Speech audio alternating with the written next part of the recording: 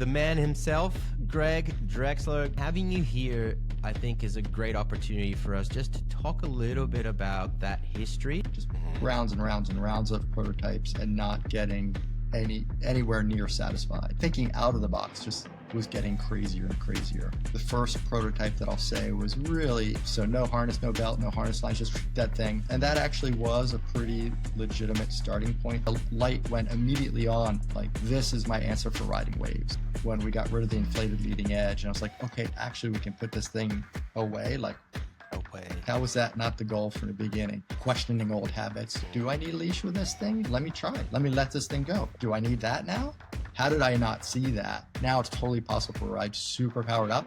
So tiny boards are a thing now. Where it goes from there, how people will tap into that is going to be super fun to watch this year. Why are you steering away from that, and why are you so stubborn? You're right. I can absolutely be stubborn. What are you not enjoying when you're out there? You're like, I want to fix this. Right now, everything. What do you think is coming next? The coolest thing people can do right now is So hopefully we can catch up again when you launch your V3s in 2 or 3 weeks' time. You know, it's not going to be too long. And knowing you, you're going to come up with something pretty quick.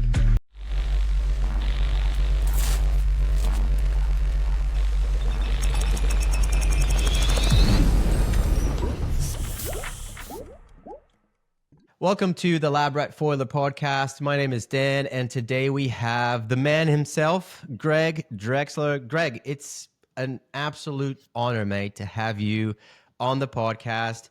What you've done in September last year, launching these Parawings, completely changed my life. I didn't know what I was wanting and what gear I was after and what was going to be like my next thing.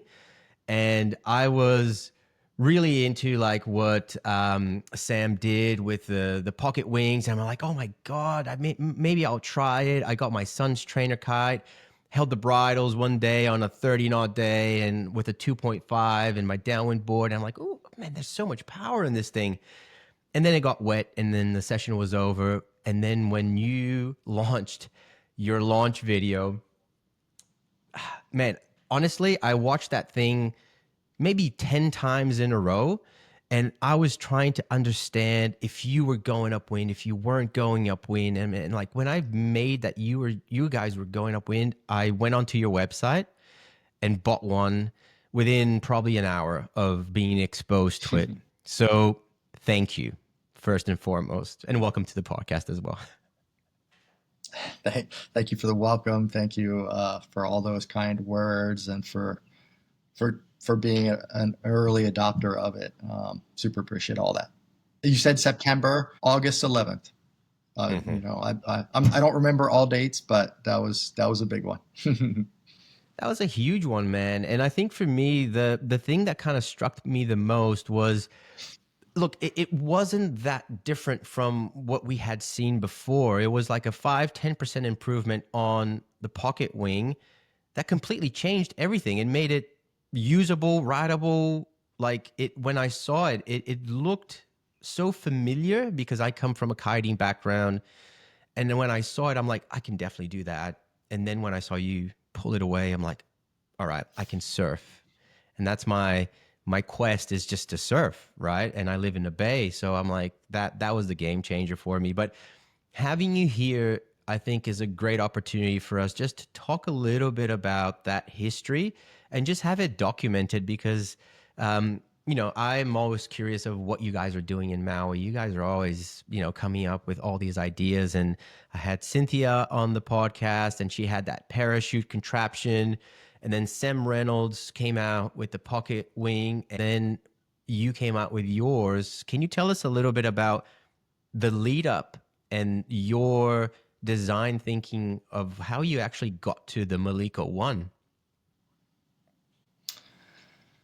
Yeah, there's for sure no singular starting point. You mentioned Sam and Cynthia and like sort of this crazy Maui situation where a lot of people are doing crazy stuff. I think I've described it differently at different times, and what has occurred to me recently is like, they're all interesting stories and their descriptions, but I'm sort of just picking different starting points at different times because there's so many. Mm. Um, for sure, um, it I think it came most directly out of inflatable wings. I was working for a long, long time on trying to make a better inflatable wing, just Hmm. rounds and rounds and rounds of prototypes, and not getting um, anywhere near satisfied. And so the the box, thinking out of the box just was getting crazier and crazier. And like the first prototype that I'll say was really in the direction of the first Parawing was an inflatable leading edge, Mm. which now something's come out in the market which is remarkably close to Yep. sort of an early prototype of that. Um, and yeah, so I mean, it's just coming from the inflatable wings and borrowing from kite design stuff that I've worked on for a super long time, and just trying to make a better wing. The idea of putting it away and all of Hmm. that what that opens up wasn't the I wasn't trying to like, oh, how do I do that. I was really just trying to make a better wing, something that um, like what would I have been searching for really? I mean, again, it's so many different things. Very early on, inflatable wings. Um, I wasn't going to put a harness back on, and so I actually took a Hmm. long loop of line, tied it on the outside of my handles, and I just loop it around my back and take the load off my arms and forearms and hands. And so no harness, no belt, no harness lines, just that thing. And so doing that after a while, I'm like, oh, one day I'm like, oh, let's fly the wing on that. And so my brother and I were goofing around that. We got a guy here on Maui named JD Followcam on YouTube, and Hmm. he put out a video of us doing that, however many years ago that was, and that got a lot of views, and I think got started a lot of people talking, and that actually was a pretty legitimate starting point because from there, um, we were playing around with, oh well, we were using it for a harness, but what if we made that line shorter or longer or connected it Hmm. different ways? And I made kite designs without a strut. I'm like, oh, could I make a wing without a strut? Where am I going to attach this line? How am I going to make it work? And things kind of went from there. When I made the first design dedicated off of that concept, it didn't work even as well as just an inflatable wing hanging it off this harness Hmm. line. Um, so that was what really pushed, like, well, what about this isn't working and why? And it was that rigid leading edge and wingtips that Yep. wasn't wing warping, wasn't responsive. Um, so that's okay. Well, let's ditch the inflatable part, single skin paragliders and snow kites, and taking those on a water. Been around for a long, long time. Like, okay, we'll just that'll be softer. That's gonna be more responsive. It's gonna be lighter, and so it's just lots of things that overlapped with or followed what Sinbad and Sam and all Hmm. those guys were doing, but came to it from a different place. Man, I think that's awesome, man. And I I envy you guys on Maui so much with all that creative energy around you and, people pushing sports and just pushing time on water, just wanting to do these things. And again, not trying to be a super, groupie here, but thank you for like putting that energy into something that is a new industry now, man. It's the next thing, and people are slowly understanding the benefit of a parawing, especially if you're a winger and you reach that point where you're just cruising around, you're flagging your wing. If that's how you ride, you should be on a parawing today, don't you think? Yeah, for sure. I mean, you mentioned like the results of that, where it's come so quickly. For me, it was a complete shock. I thought that maybe nearly everybody would look at this thing and be like, what's that? What's that about? What's that even for? Like the downwind crew, like the people that Mm-hmm. committed to the paddle. I thought they're gonna be like, no way, this is not for me. But yeah, for sure not the case. We pretty quickly went over to the gorge and landed at the hatchery, and Mm. that beach park just went bananas for it the first week out, and it's been full speed ahead ever since. And in terms of your question of like, should everybody be doing this? I mean, I think so. Like, for me, there isn't a place for a pump anymore. I don't. I mean, surfing, dragging something around. I mean, absolutely not. For me, this is Mhm. the answer, the perfect answer to my riding dream for years and years and years. I was kite foiling, trying to get rid of the kite just so I could foil surf. We were doing all kinds of weirdo stunts trying to ditch the kite. Either get our buddies to tow us up Mhm. or land it down to somebody and let them scoop up the kite. And we're doing all these things to just get rid of it so we could have a nice long foil surf. But then you've got all the hassles of like getting your gear back, untangling lines, doing all this crazy stuff. Winging came along, and at first I was like, I'm not going to be a winger. Like that's not the answer. But a couple influential people were like, come on, man, like open your mind, gave it a shot. Yeah. Super fun, and was definitely a step Mhm. closer. But as soon as Cloud Nine, well, I didn't hear about their anchor, their Mhm. wing anchor directly, but a friend of mine was like, "Whoa, check out this thing I just got! This is gonna be amazing. A whole crew of us are gonna get together, like 4 downwinders, 5 downwinders, and one wing. We're gonna like get up, ditch it to the next guy, and just have this rotation going." And it's like, actually, that sounds interesting, but for me, like the light went immediately on. Like, this is my answer for riding waves. Right. So I just cut up some canopy, tied a couple of lines. I couldn't even wait long enough to get one in my hands. I just immediately made one, Love and it that. was like, this is amazing. But again, you ditch your wing. How far are you going to go downwind, or how long a wave are you going to go? I didn't have the pump game to go all the way back out to this thing. It's Mhm. a pretty slow drift. So anyway, it was all of these experiences were just trying to do what basically I'm doing now. It's just like perfect. No jet ski, none of those hassles. You've got your power source right there with you. It's amazing. So yeah, for me, Yeah, look, it feels m- like what you said in that evolution of what you were trying to achieve was exactly my experience with getting behind a kite, mates towing me, running them over because kite towing is just so, sketchy. When I saw the wing, I'm like, that's what I want to do. I want to surf.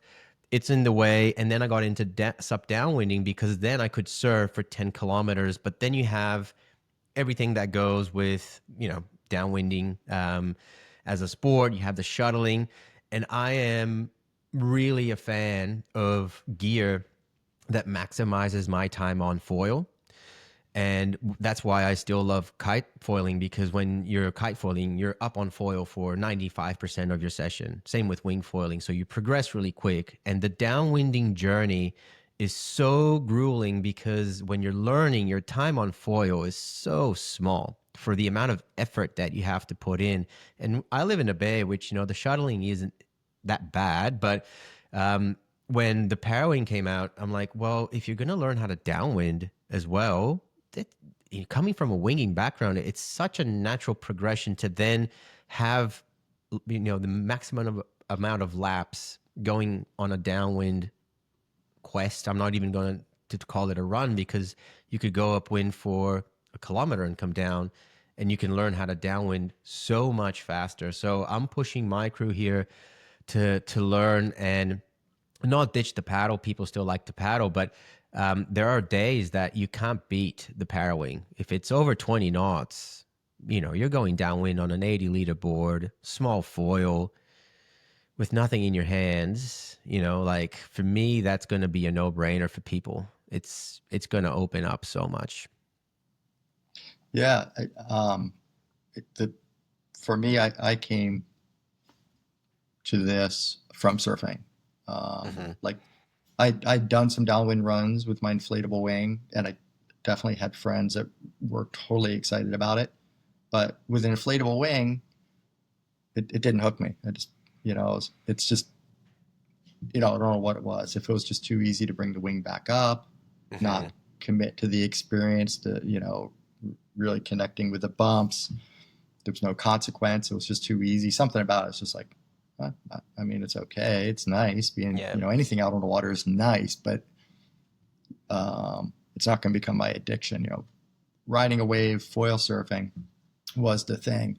So really, right from the get go, um, that was the goal. As I said, like with the kite foiling, with the winging, being able to get rid of something and ride the waves. So the all the work with this, combined with the focus being on just making a better inflatable wing, I was like, okay, well, like the F1 now, it's like, okay, I can fly this thing. Hmm. What am I going to do with it? Yeah, I can still flag it, whatever. But then when we got rid of the inflated leading edge, and I was like, okay, actually, we can put this thing away. Like, Away. how was that lost on me? Like, how was that not the goal from the beginning? And even like, it was such a long process. The first or a whole bunch of early prototypes I'd ride with a leash, just because my Hmm. inflatable wing had a leash. So why wouldn't I? And even today, it's still an unraveling process of questioning old habits, the old ways of doing things. Like,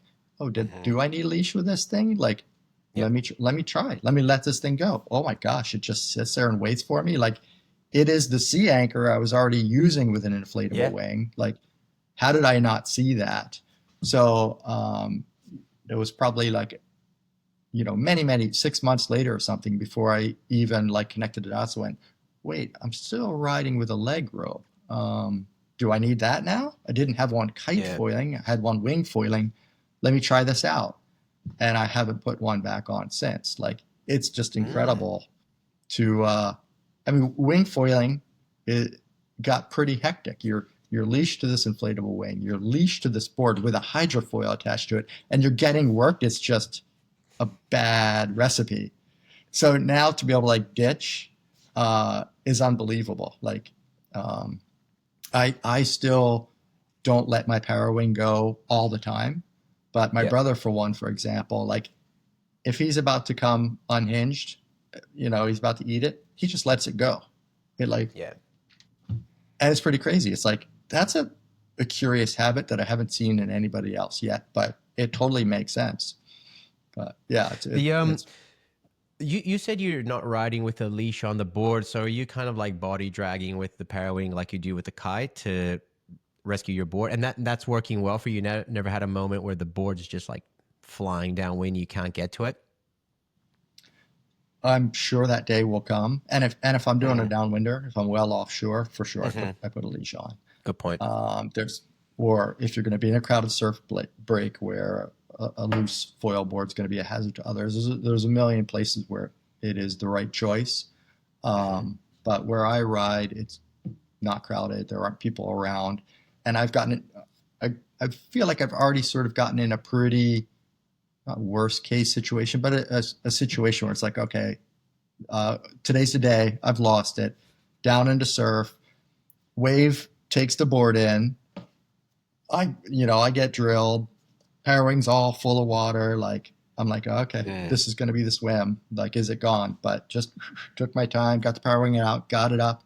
It flies pretty well. You can kind of swim with it and I'm got it gonna back. try that. It went a good ways, but yeah, it's Yeah, because liberating I'm riding all about like without leashes. I like sorry, and I apologize that I'm talking over you. We just have a little bit of a delay in No, the go. audio. Um, I'm all about like minimizing everything as well. I don't like to. I ride unhooked all the time. I never have a harness, line or anything like that. And I do struggle with the leash today. Finding the perfect leash for parawinging is annoying because a coil leash is definitely the worst thing in the planet for it. And Right. all the other options, I'm just not comfortable with them. So I will try no leash. And like you said, if I'm going downwinding, sure, but I'm going to try that. And I had someone ask me that question in one of the parawinging groups, like, can you actually body drag to your board? And I said, look, I haven't tried it, but I'm not going to suggest you do that. But hearing it from you, I'm definitely going to give it a go because I love just the simplicity of board parawing. Like there's no pump, there's no leash, there's no anything, and I always try to go the minimalist route in my gear. Greg, you mentioned that you did a lot of testing with your brother. Like who were you bouncing ideas from when you were in that development phase, and who helped you the most? Was it your brother that was just testing this stuff with you, or who else was involved? Lots of projects take on their own a life of their own, and sometimes I just fully go inward and I'm just hammering away at something, and I'm like, oh no, no, you know, it's like if you, I don't know, if you're a painter or a musician, like you don't listen to this or don't look at the painting until I'm done. You're going to be like, oh, it's terrible. Like, so sometimes I want to get things to a certain point before I'm ready for critiques. And other times it's like a different situation. For sure, in the case of the original Parawing, it was one of those cases where I was way out in left field doing my thing, and my brother, who oftentimes we're trading out gear and doing work together, he'd write it and be like, okay, but what are you doing? Like, this Where are is you like going with this? not cool. This is not the path forward. But he was polite and he humored me, and because there are cases like I'm on a mission. I'm hammering away. Like I'm invested in making this thing work. Can anybody else less invested, fly this thing? But it was pretty intuitive for him to get on it, make it work right from the get go. And yeah, I mean, it's gotten to the point now that the lines are short enough. The line types are avoid tangles to such a large degree. When I'm out there somewhere and somebody comes cruising by that's doesn't even do wind sports, I'm like, what is that thing? First thing I do is I just put it in their hands. I'm like, here, try it. And it's crazy without any explanation, no foundation. Like 9 times out of 10, people just like, oh yeah, That's this is awesome. totally cool. Yeah. That's a testament it's So working, isn't it? it is, and for me, like that's one of the things I hold on to when people are like, parawinging, like I'm not a good enough inflatable winger yet. I've got to wait, or that's some sort of prerequisite. I hope that doesn't take hold as a narrative or the way of looking at it, because when I see how easily people can do it right from the get-go, I feel like it has the potential for new entrants right into the water sports. Interesting. As just a great way to enjoy foiling. Yeah. Well, I think, look, as the industry continues to progress, more information out there of how to start and like tutorials online and all that stuff, it will get to the point where that might be people's first sport that, attract, especially if you're a surfer. Like if you come from like a surfing background, I think, yeah, obviously you go proning, but then if you're going to, have your little towing device, that's the only thing that you would probably go for right now. Greg, let's talk about your new Parawings. Once again, you caught the industry with their pants down and launched the V2s. And something that I thought was going to happen maybe 2-3 years down the line, having one brand launch specific Parawings for specific needs. I thought that was going to be a little bit further down the line, but you didn't waste any time and you developed a Parawing for downwinding, a Parawing for wave riding, and one that is probably it does it all, goes upwind really well, and people who want to do these longer upwind, downwind runs. Can you explain a little bit about your new V2s and who are they for? I mean, I think you described them pretty succinctly. Well done. Thanks for getting it. Yeah, it was kind of funny. I think, especially for me to go there, like in the kiting world, I only made one model kite. It was just there was never a mission to like make everything for everybody. It's just to make what I'm into, what I want to ride, and that's how I approach things. But this there was an absolute necessity to open it up, because I just felt like there was a vacuum of gear focused on what different people are doing. And it wasn't, like it was such a stark contrast between the different disciplines that people were using the original Maliko. We'd travel one place and see people just totally downwinding in a place where the bumps aren't far off the beach. They'd like get up, and within less than a minute, they're putting it away. It never comes out again. It's a full foil cyst. It has, they would tell me, like, I have no care in the world how this thing flies, how it handles, how it depowers, how it goes upwind of that. None of those are my interest. Just I use this to get on foil and go downwind. So I want it compact and powerful, period. So that's completely different than so many other people. They're like, I live on a lake somewhere, and or maybe even a lake's a bad example. I mean, lake sailors for sure, but someplace where a shuttle for a downwind thing, just there isn't the access. It's not happening. So I just want something that screams upwind. If it's harder to put away, or whatever the trade-off is going to be, like, this is my power tool to get upwind, to do my downwinder. I'm all about downwinding, but this is my access tool, like completely different use case. And then for me, I'm the third of the three. Like, as I said earlier, I just want to ride a wave. I want something that's going to get me back to the peak, but I'm going to be able to immediately put it away, surf, surf, surf, surf. And when I kick out, I want the thing to just boom, right open and repeat. So very, very, very clear objectives. And so that was the goal in making the three ranges, to make, the best I can today answer those different needs.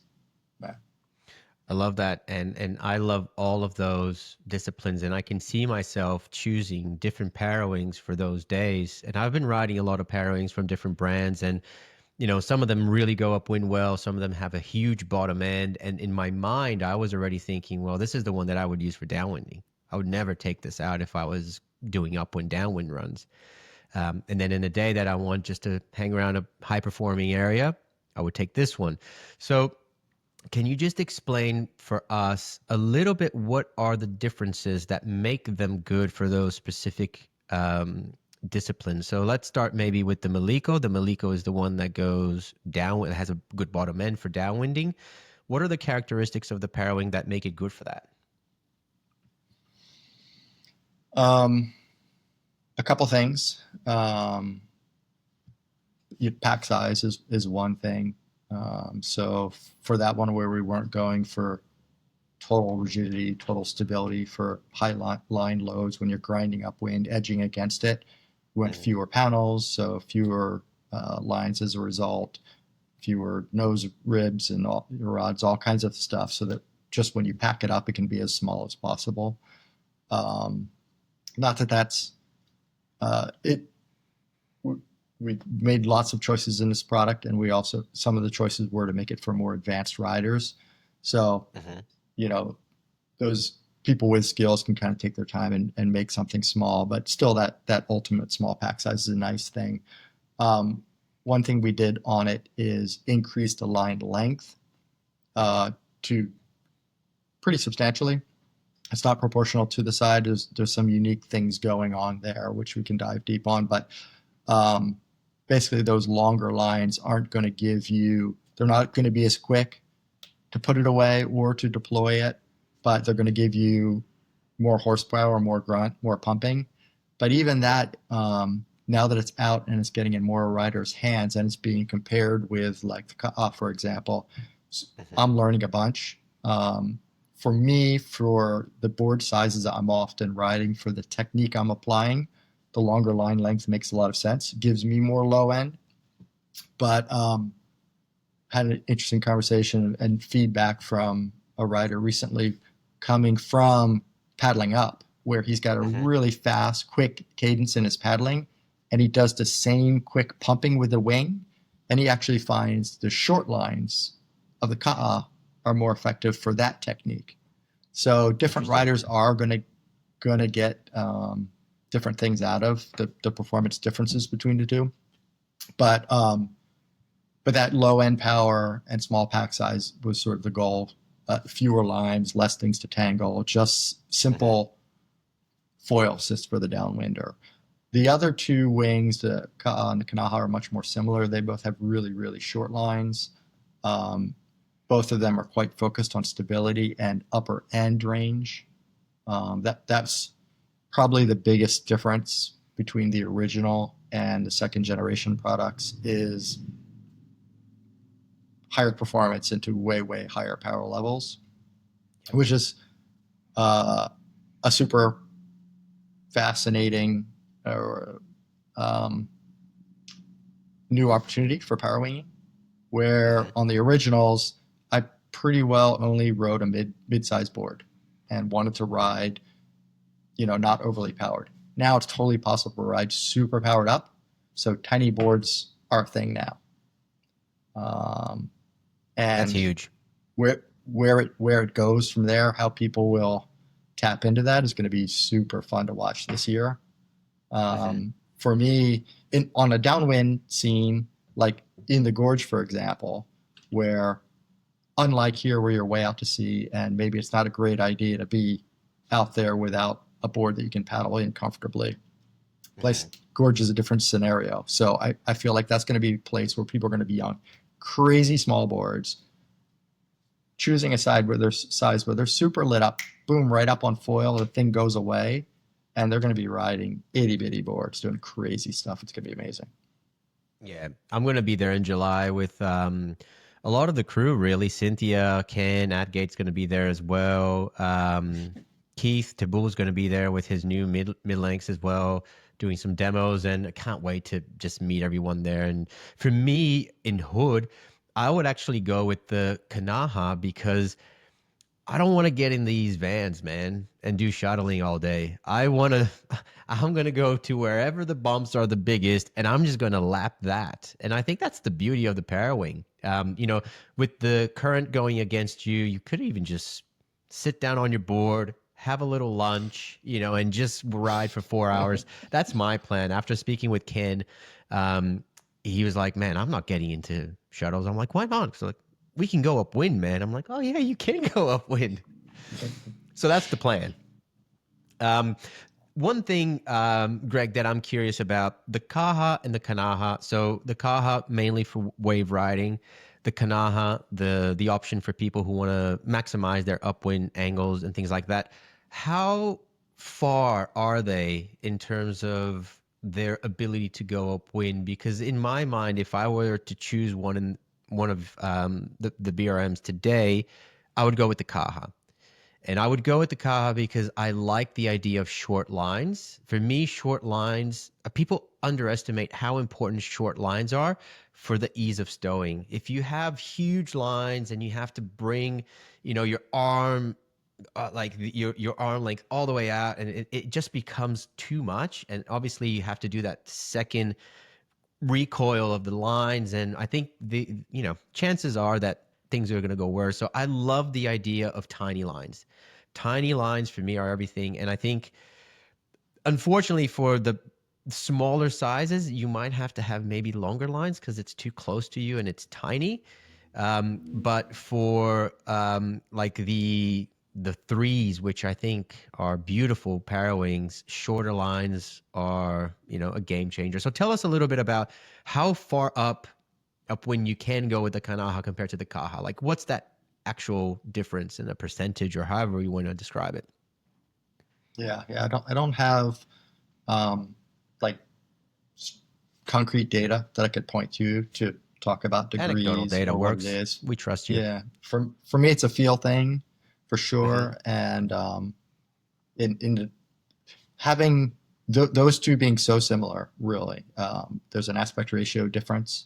The line difference is actually very little, and it's related to the aspect ratio, not anything else.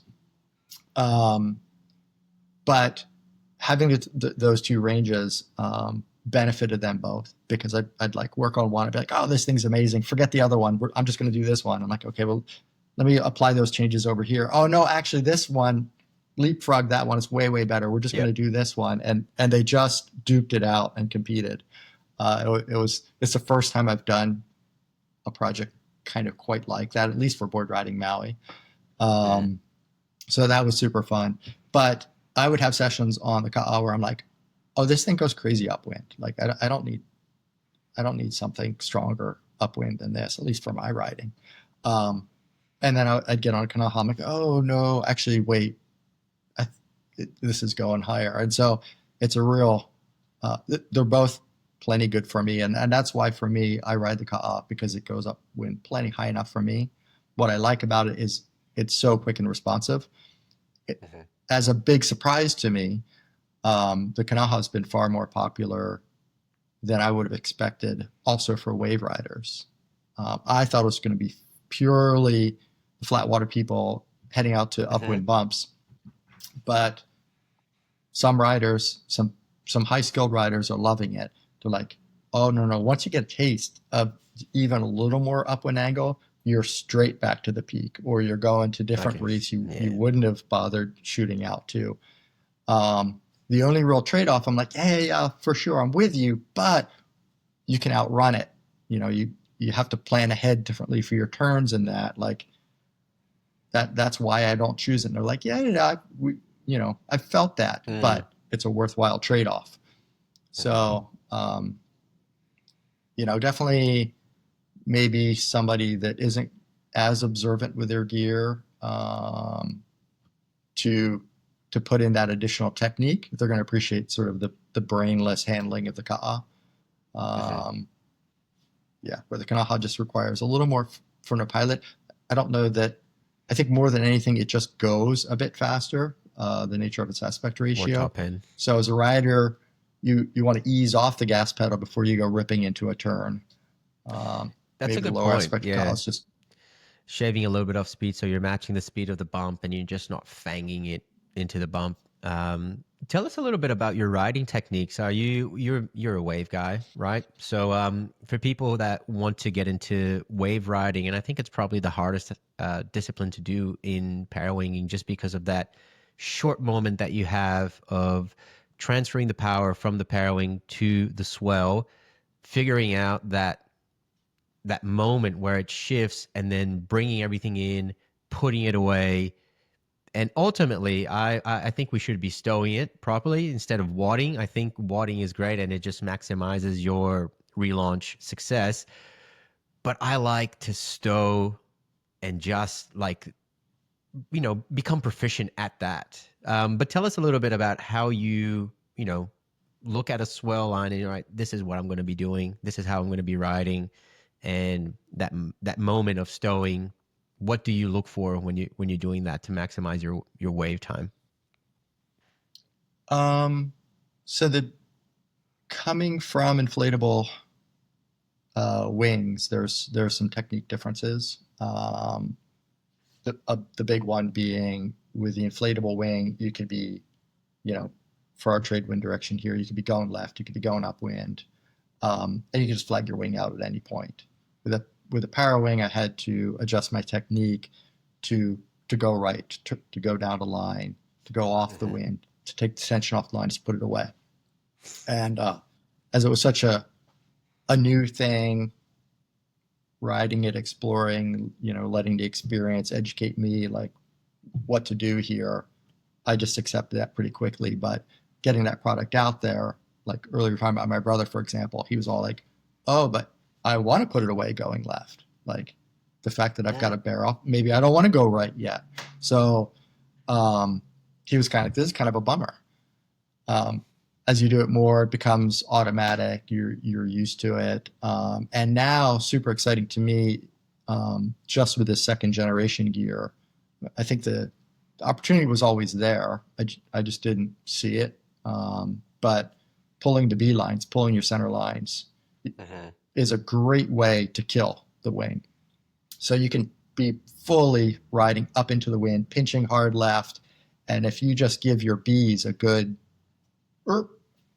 it's just a power kill. It just drops the wing. So it is possible now for me, newly for me in Parawing, to be, used to only go right, to put it away. Now I can go left, kill it anywhere. So I don't really, I've been riding wave serial mounting for so long. I know them all sort of, every Yeah. way is unique, but I know the breaks and the days, and you can kind of read it. I know exactly what to expect. So I'm probably not a good person to kind of break down the precise technique. But that's one interesting thing. And get another question there. I forgot to circle back to, but No, I think you answered it, and I think for me, I can definitely see now the Kaha, the advantage of the Kaha, because if you do pull those B lines, what tends to do the Parawing kind of folds right into itself, and if you have long lines, the propensity of those lines going to the back of the Parawing and it becoming a mess increase. So I can see like a quick yank on the Bs with small lines could be like, as long as you get to the canopy quick enough, I think you'd be pretty safe that, your relaunch would be cool. Um, yeah. that's awesome, man. But I do want to continue on with the gear because there's a lot of talk about color coded leading edges, color coded lines, color coded bars. Why are you steering away from that, and why are you so stubborn? Oh, am I? The uh, uh, I can see, like, with your experience in riding, I think you can have a Parawing in your hand with your eyes closed and know where everything is. But for the newcomer to the sport, what why haven't you gone down that route? I'm just curious about that. okay. Yeah, no, awesome question, and let me have it for sure. Because in you're right. I can absolutely be stubborn, and so we can talk about that. But the reason I said, "What are you talking about?" is because I felt like I had to work hard to be like, "No, no, no, get out of your own head, Greg." With the second generation, the front lines are color coded. Yeah. The the The inside of the buttons. leading edge has colors now in all the different models, and so it's like, okay, people asked for it, and I did it. All right, because for sure when I first started, I'm like, oh my gosh, like um, just just puts time in, just learn to stuff. All these Hmm. things that seem like problems go away. So They do. I could cite a gazillion different examples, but the one that always sticks with me. My life in the water started as a 12-year-old kid on an inland lake in the mainland U.S. and a big old wind surfboard, and I don't even know if foot straps were a thing yet back then. But as soon as they were, I was still a beginner. I'm like, why do they Mhm. put the foot straps on the tail of the board? I'm standing up here in the middle. If they put the foot straps in the middle, it would make way more sense. People are like, settle down, learn to windsurf. You'll figure out why they're there in the back. So it's like these kind of things. I'm like, okay, Mm. you'll figure it out with the Parawing. But having said that, and overcome what can be some stubbornness, I have come to be like, you know what, you were right. Some color coding on the lines doesn't hurt anything. I thought it was just going to be visually Mm. uh, distracting and unpleasant. It's like, nah, it's all good, and it is a good aid for untangling things. It doesn't hurt a thing. So that, a little bit of color in the canopy. I mean, I feel like there is a sweet spot. Um, I've definitely observed in my own riding that if I try to focus on too many different things, I'll miss them all. If I can like focus on a single thing, Hmm. I have way more success. And so, like in the case of like, what is the right amount of visual indication? Like, if you've got colors for front lines and middle lines and back lines and left lines and right lines, like, how are you going to Hmm. even know which is which? So I feel like, what are the real priorities? What do you need to identify and how quickly? And then just calling those things out. Exactly how that settles as industry standards, time will tell. But yeah, some indication is good. Yeah, and I think what you mentioned before, and in one of your videos, you talk about three different ways to bring the Parawing down, going through the back lines, going through the B Mm. lines, and then just using the front lines. And I believe that you're using a lot more the front line technique, which automatically you have the leading edge in your hand. So the color coding becomes a little bit less important because of the technique now is evolving as well on how to wad properly, how to stow properly. So um, tell us a little bit about those three techniques, because I think that's super helpful for people that want to begin to, depower the Parawing, going through the front lines, middle lines, which you mentioned before, and the rear lines. When do you use each of those? Yeah. The middles are I'll only use as a kill if Hmm. I'm under high load and need to put it away. It's for me it's the least clean of the three because a wing can sort of somersault and move around and you get disorganized. But it is a super of the three. It's probably the most effective. Like power is off. So even if I don't know what situations would come up where like even if you need to come to the aid of somebody else or this or that, I think it's just really good to know that that is the off switch. Um, the front lines, I used to climb up all of the front lines, and some people here clued me into. I credited Elliot because he's the one that told me, but he's like, "Oh no, wait, actually, I learned that from Sinbad."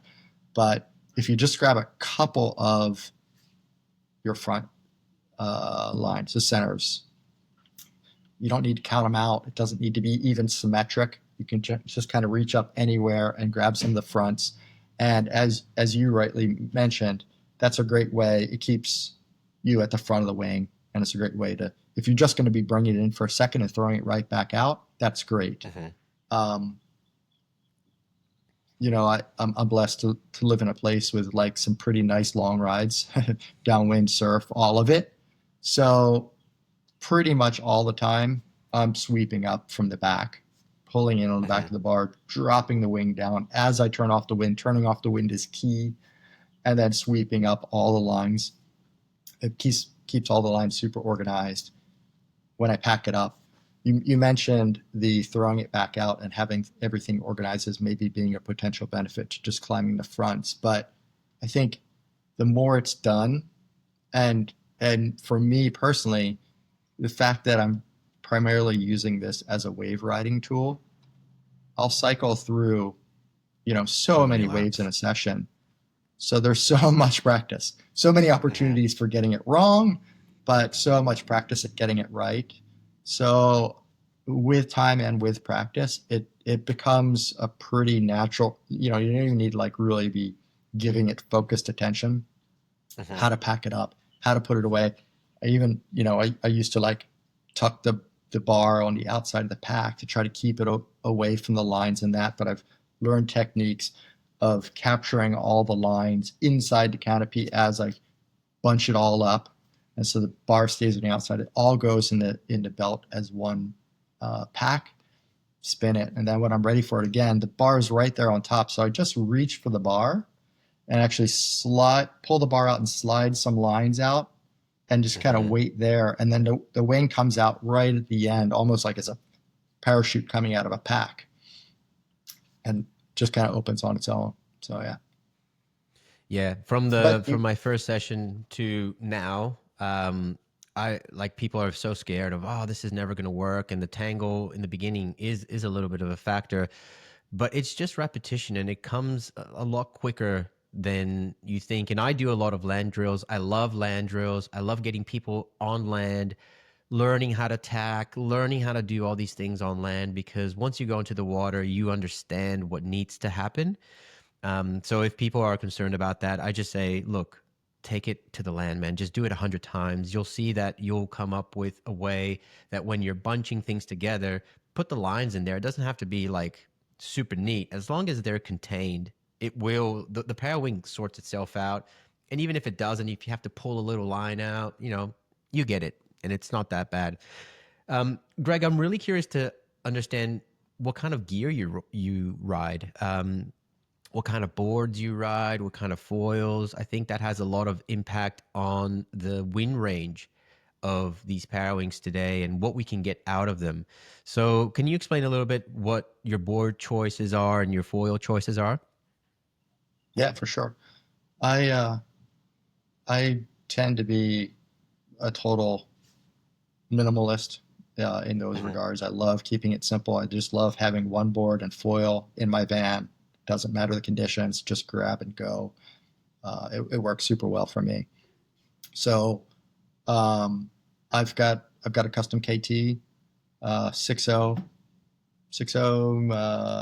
19 90 liter super Mhm. light awesome board. It's my everyday board.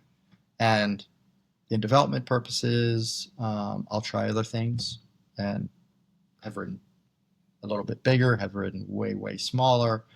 All of it's possible, has its pros and cons, but for me, that's my sweet spot of a super early takeoff. When Mhm. the wind's below 15 or so, that's for me where a bigger board would have a potential advantage. But living here, we very often have stronger Very winds, and lucky. so that's not a need. Yeah, yeah, for Mhm. sure. Um, so I don't need one of those in my quiver, just for how infrequently I'd use it. But I would if I lived in a lighter wind place. Um, so I'll board with early takeoff. It just allows me to ride with the least in my hands, the lightest power load, which Mhm. going back to last year, that was probably like a singular goal of like, you know, how early can I take off with how little power to just have as nice a possible feeling in my hands. That's really changed now as things are evolving and expanding. And like for upwind riding, for example, I want a bit more power. My upwind angles are way higher. So if I'm doing that style of riding, it would make plenty sense to um, it would be possible to ride a slightly smaller board or Mhm. considerably smaller board depending on. But then if the wind drops in your session, um, you're going to have fewer options. So I spent so many years kite foiling. I have been foiling pretty exclusively for my water sports since 2014. So just Mhm. crazy number of hours on foil. And on the kite side, I was riding itty bitty little boards. I've kind of been there, done that. When I started with the inflatable wings, learned on a big board, and then immediately went down to a prone board, and I was just always struggling to get going in that. And so since that early time on inflatable wings, even through years of riding inflatable wings, every board I've gotten since then has been bigger and more efficient than the one before. It's been a straight line in that direction. Mhm. Um, so it just maximizes options. And then on the foil side, I ride an Armstrong 1080, HA 1080. Beautiful foil. Um, yeah, and I mean, here at least and other places, there's seems like there's a strong tend toward smaller foils. And I think there's places for that in downwinding and bigger waves and different things like that. Mhm. But I'm kind of a cruiser for a great low end, great pumping, still carvy and nice, but that early takeoff as well. Um, yeah, I ride a bigger foil like that.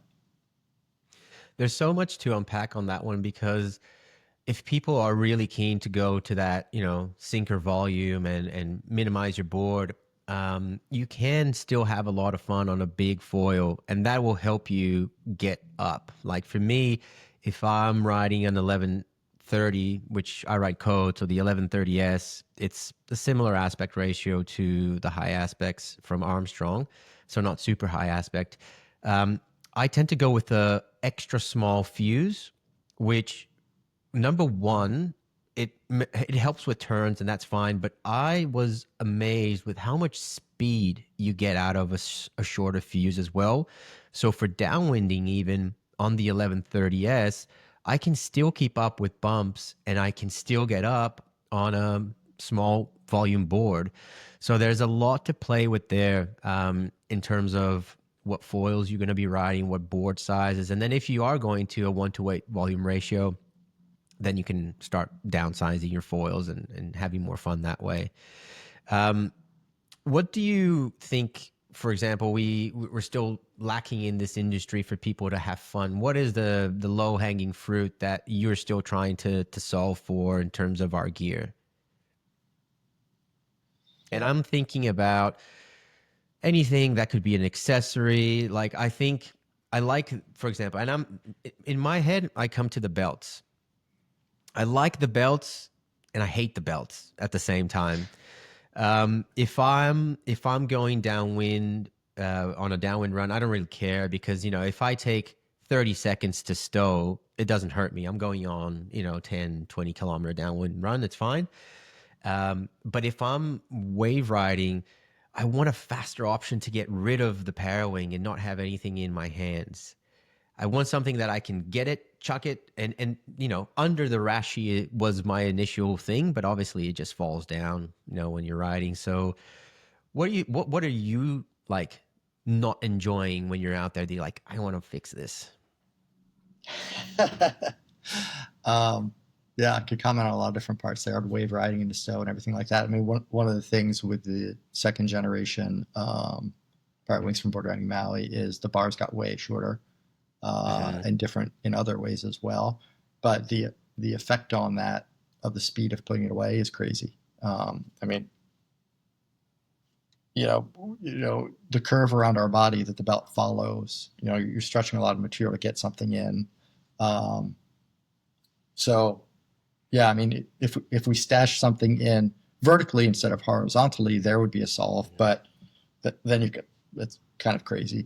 I've played with all sorts of different belt designs, and I mean, there's so much new and unique and fun about Parawing. Teaching my wife, like I'll go out on the water with multiple Parawings. Like, so I made belts that are like holsters that all have like 3 or 4 Parawings on me, and she's like, "Oh, I'd like a little different size. Here you go, sweetheart." Just switch them out in the water. But at any rate, sort of, and we made some changes with the launch of the second generation Parawings. We launched a second model of belt, so there's options in functionality there as well.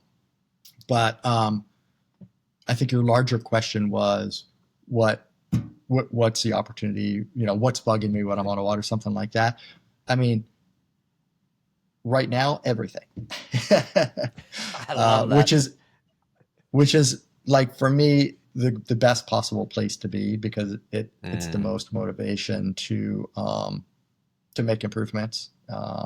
When the first Parawing came out, at that time, when I was like, whew, okay, got a project finished here, I thought this is about as far as it's going to go. Like, what am I going to do next? Because I thought we were just taking a single skin paraglider, put it on a bar, and we're done. Like, it's mature. It's a mature design platform. Like, there isn't much else to do with it. In work following that, which ended up being for the second generation, I was like, oh no, that was not the case at all. And it's been fascinating that sort of control systems, if you will, from the kiting side, how we piloted our kites and what the result was on the kite side to angle of attacks and this and that have started to come into play.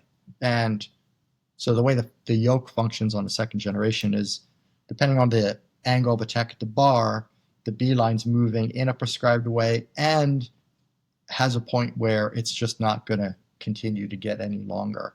And so the kite equivalent of that is we would sheet our bar in and out. And when we would sheet our bar out to a certain point, you'd hit a stopper. Yep. Or even outside of this, on the bar, on the kite side, our kites were bridled, and when the kite would get to a certain angle of attack, the bridles would sort of get to a fixed point. And so there would be you could, as a designer, you could have a prescribed amount of angle of attack change on the lower angle of attack side. Now with the yoke on the bar, it's performing that same function. And interestingly, just like our kite started with a bunch of pulleys, everything was moving and kind of sloppy and moved towards fixed bridles. It was that same process. I don't know why I started with moving parts initially on the yoke, and then the travel on it got shorter and shorter until it's like, oh wait, actually this is the perfect point. It's doing the whole job, different jobs at different angles of attack. So having that fixed function is also of huge effect. At any rate, so we're now getting that stability and control from the wing, like we did in the kites on the sheeted outside. One opportunity for the future, and I haven't gone anywhere close to the solve for this yet. So to all the designers and DIY guys out there, is on the sheeting inside.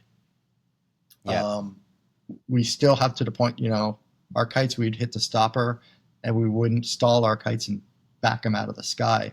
With a Parawing, it's still possible to do that. Now there are some tricks and workarounds to that, like the inflatable. Do they even call it a Parawing, or the F1? I don't know what they call that. Yeah, the plume. Yeah.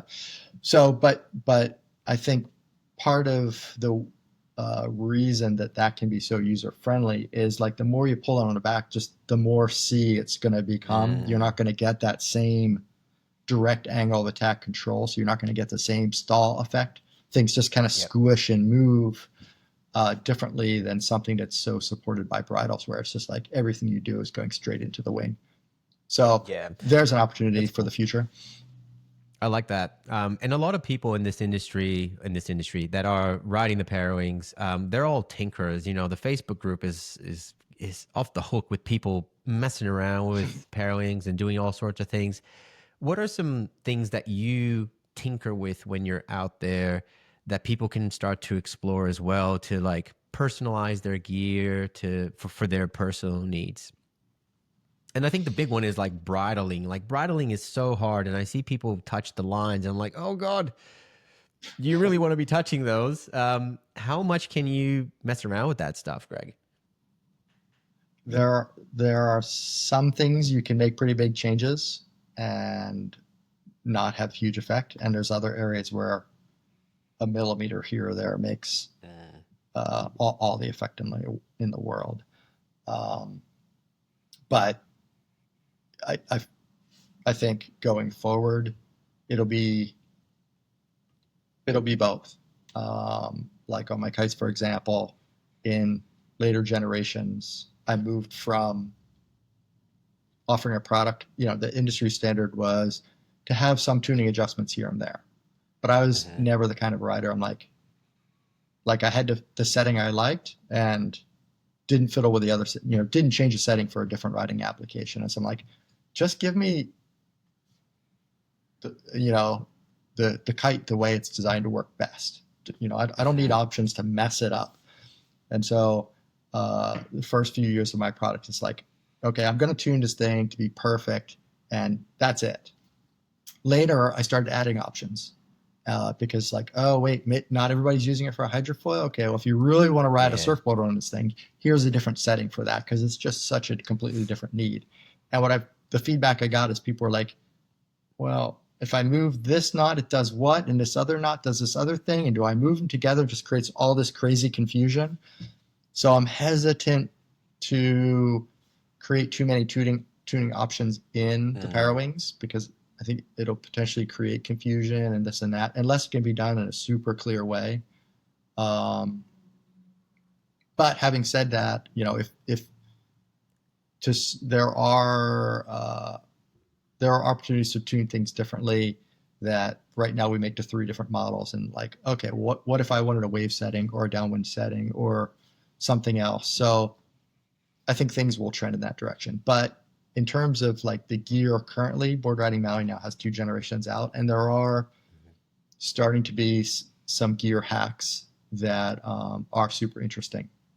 On the first generation, Maliko, one of the early questions I got from people was, what happens if I move the B lines, the center connection on the bar? And people were like, oh, if I move forward, move it back, this or that. And I was like, I don't recommend changing it.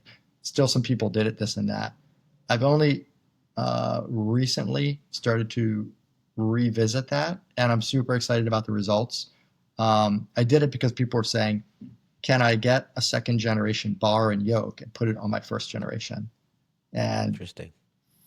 Yeah. So for me, my answer to that is I think it's completely possible in theory. I don't think there's anything about its design that wouldn't lend itself toward the first generation being configured in the same way.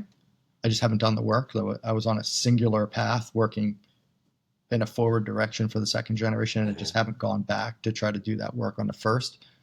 But in starting to explore that with people, like what would be the easiest? Do I need to create a bar and a kit and all this stuff? And then how are people going to be able to put that together? And are people going to want to like invest in that? And like, what are the best choices, how to help out? And the coolest thing people can do right now is you get your fronts, middles, and back, A, Bs, and Cs. If you leave your Bs and Cs where they're at, I mean, the relationship between each one has very different effects. And I mean, even the A's to the C's and the A's to the B's and the B's to the C's. But at any rate, leave your B's and the C's where they're at and just move your A's back. It has a phenomenal effect on the first generations. It sort of taps into some of what the yoke is doing on a second generation, which is that when you sheet your bar out, the B's aren't lengthening quite as much. So you're getting far more stability there. But you still have the relationship between the B's and the C's. So you're not disrupting the profile shape there. You're not initiating stall. You still have great steering. And the other thing it does is the amount of real estate between the A's and the B's on the original bar or the original setting is it's super sensitive to your hand position. So if you're a little bit forward or a little bit back, it can go from like, let's say on the backside, it'll quickly go to stall. And if you're too far forward with the distance between the two, it'll quickly get to a point of instability. So it's super sensitive that way. But I move them so it's just a bit more than a fist width apart. And now you're not really teetering between the pull of the A's and the B's. You're kind of locked on between them. This gets this really great feeling. So it's stable. You still have all the steering and responsiveness. It's pretty money. That's a great hack. I love that because, and I do that with my Parawings as well. I ride a Parawing that's super heavy on the front lines, and I just wanted that center, the balance point of the bar to be different. So it's not that tiring on the hands. And I think the bars, initially, they were all very big. So I love the small bar that you did with, the ability to ride with 2 fingers beyond the A lines. Makes total sense for me for the Parawing. And I see other brands coming out with these bars that are very intricate. I don't think you need much. I think you just, I like the simplicity of your stuff, man. I like no pulley systems. I like, just making it work without all that extra stuff is probably so much harder than adding all these bolts and whistles. And then it kind of just does what it does. But I see a lot of people on Maui just chopping their lines like 9.5 inches, and they all ride the same brand. And so I'm wondering if it's brand related, but 9.5 inches is just it's huge. So what does smaller lines give you if you're wanting to do that alteration to your Parawing? What does short lines give you? Is that the question? What would that alteration, what's the performance enhancement of the shorter lines? Is it just better responsiveness, or what does it give the Parawing? Why is everyone doing that? And it's not with the BRMs, it's a different brand. So BRM owners don't start chopping your lines. But I was just curious about why is everyone doing that and everybody's loving it? Yeah. So I had to make sure I was clear on the question and think about it. So I feel like the only feedback I've gotten for people on the board riding Maui gear is on the first generation and on sizes larger than 4. It was the case on the first generation board riding Maui, the Malikos, that the bridle length was proportional to the wing size. And so each size wing had its own length. And the 4, as to pick one, was sort of an arm's length away. It wasn't like fully maxed out, but it was getting there. And people were like, okay, the 5.1 just pushed it over the edge. It's a little bit out of reach. Now that's not to say that you can't, and that people don't ride with much longer. But as you said earlier, then you're kind of like having to take two shots at it. There's different taxes on that experience. But longer lines, as I said earlier, for me, will give me a little more low end power. And so getting into lighter winds, and that's when you're going to be riding a bigger wing size, longer lines can start to make sense. Going shorter, why would people do it? Well, one, it might just make it easier to retract the wing and stow it, put it away. It's a convenience thing. It's a speed thing. And that makes sense. But you might be trading some low end power. So you might not be getting all that low end range out of your 5.1 that you do on a slightly longer line. So it's sort of a trade-off of riding priorities. And Greg, I really want to have your take on what do you think is coming next? Where is Parawinging going? I think it's going to be a huge summer this year in the US, and Hood is going to be just filled with Parawings. How do you see the sport growing this year and beyond? Fun question to think about, to visualize. I certainly don't have a window into it. I'm a gear guy. I just love playing with the gear. Where it goes from there is in the larger community's hands. I'm glad that the idea has resonated with people, like yourself, just having so much fun with it, exploring it, taking it different places that nobody imagined. My head's just down working on ways to make the experience even easier. Already, I said earlier that I'm completely dissatisfied, and there are areas where I'm still working to make massive improvements, but I am super happy with how quickly they open, how quickly they deploy, like how user-friendly that can be. It still blows my mind, a lot of the things they can do. The water relaunch, the neutral buoyancy, all the things it opens up. I feel like it's already at a place that, you mentioned you still maybe have some kiting in your arsenal for certain conditions or versatility, this and that.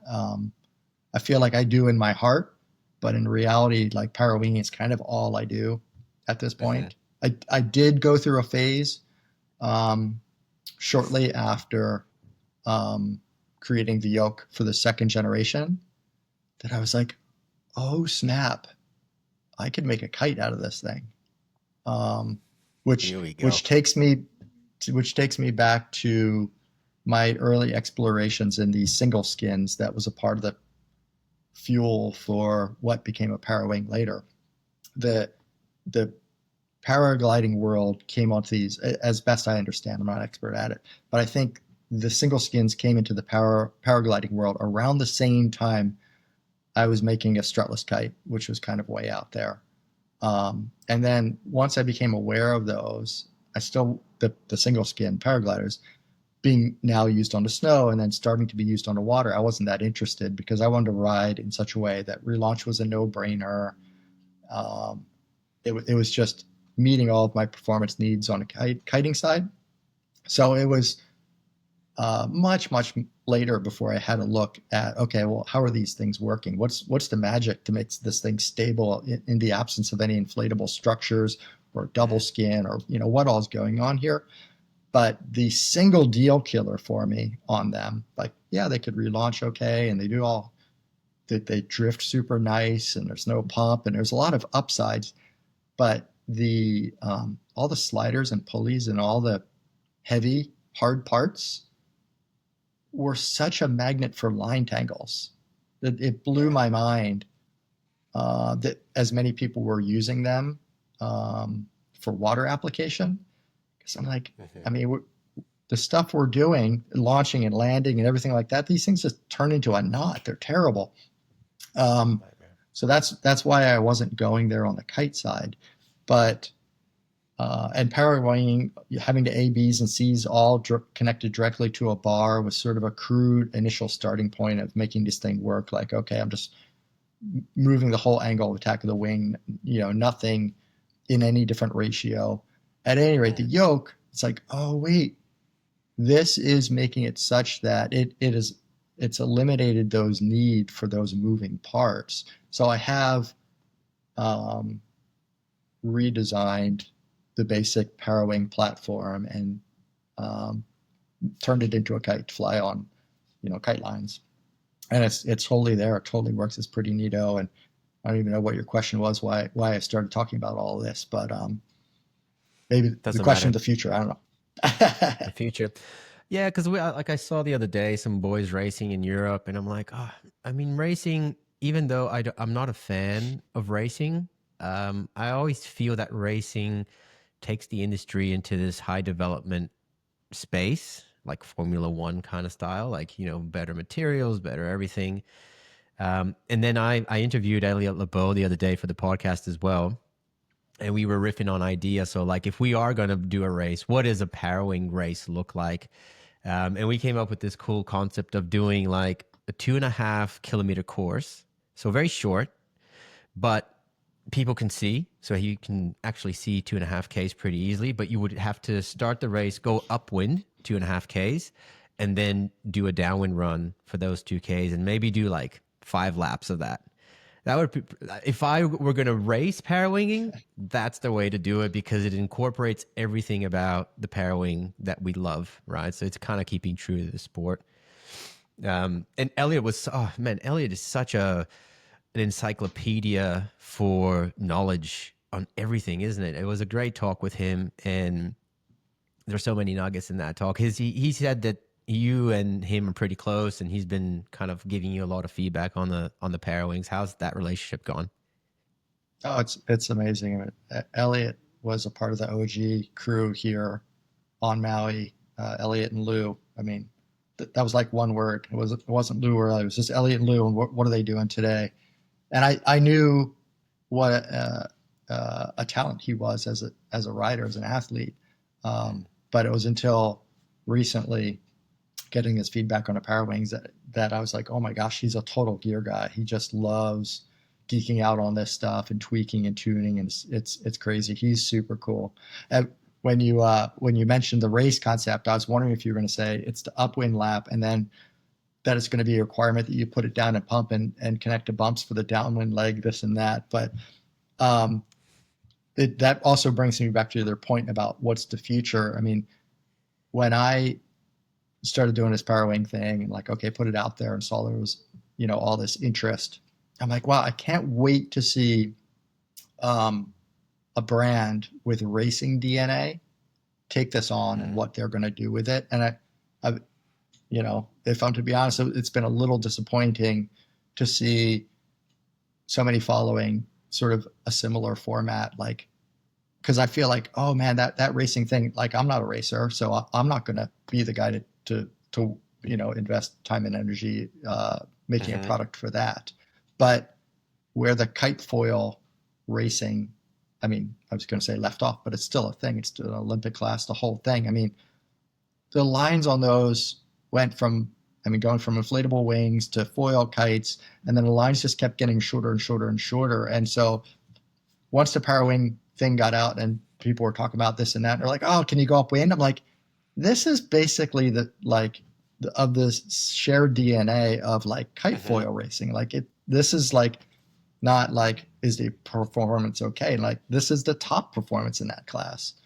So yeah, I think that's going to go crazy. It will. And I think it's just a testament of how good of a product you put out there, mate, because everyone needs to have something that does what your Parawing does in their lineup if they're going to be competitive this year. So they will start doing different things. And I think, the racing brands, we know who they are. They will start getting into that point. But if we still have a wave riding, a downwind version and an upwind downwind version, I'm going to be happy. So Greg, I'm conscious of time. I know you have a hard stop today. So is there anything else that you want to add to this discussion that we haven't spoken about that you might want to tell our audience? I mean, we could go for hours and hours and hours and just talk. I mean, it's all such good stuff, but there's nothing from my side other than thank you for having me on. Great to meet you in person. Super appreciate it.